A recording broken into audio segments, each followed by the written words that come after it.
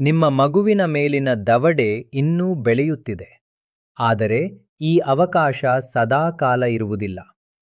ಮಕ್ಕಳಲ್ಲಿ ಮೇಲಿನ ದವಡೆಯನ್ನು ಮ್ಯಾಕ್ಸಿಲ್ಲಾ ಎಂದು ಕರೆಯಲಾಗುತ್ತದೆ ಮತ್ತು ಅದು ಇನ್ನೂ ಅಭಿವೃದ್ಧಿಯ ಹಂತದಲ್ಲಿರುತ್ತದೆ.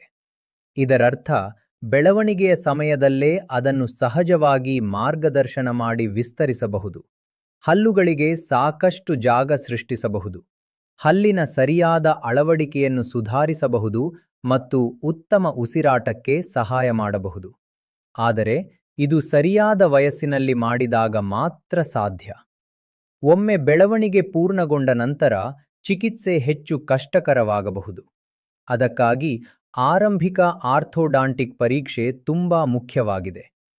ಡಾಕ್ಟರ್ ಹಿರೇಮಠ್ ಚಾರಿಟಬಲ್ ಡೆಂಟಲ್ ಹಾಸ್ಪಿಟಲ್ನಲ್ಲಿ ನಾವು ಅತ್ಯಾಧುನಿಕ ಜರ್ಮನ್ ತಂತ್ರಜ್ಞಾನವನ್ನು ಬಳಸಿಕೊಂಡು ಸರಿಯಾದ ಸಮಯದಲ್ಲಿ ಚಿಕಿತ್ಸೆ ನೀಡುತ್ತೇವೆ ಮತ್ತು ನಮ್ಮ ದಂತ ಚಿಕಿತ್ಸಾ ಸೇವೆಗಳು ಉಚಿತವಾಗಿದ್ದು ಕೇವಲ ಕನಿಷ್ಠ ಮೆಟೀರಿಯಲ್ ವೆಚ್ಚ ಮಾತ್ರ ಇರುತ್ತದೆ.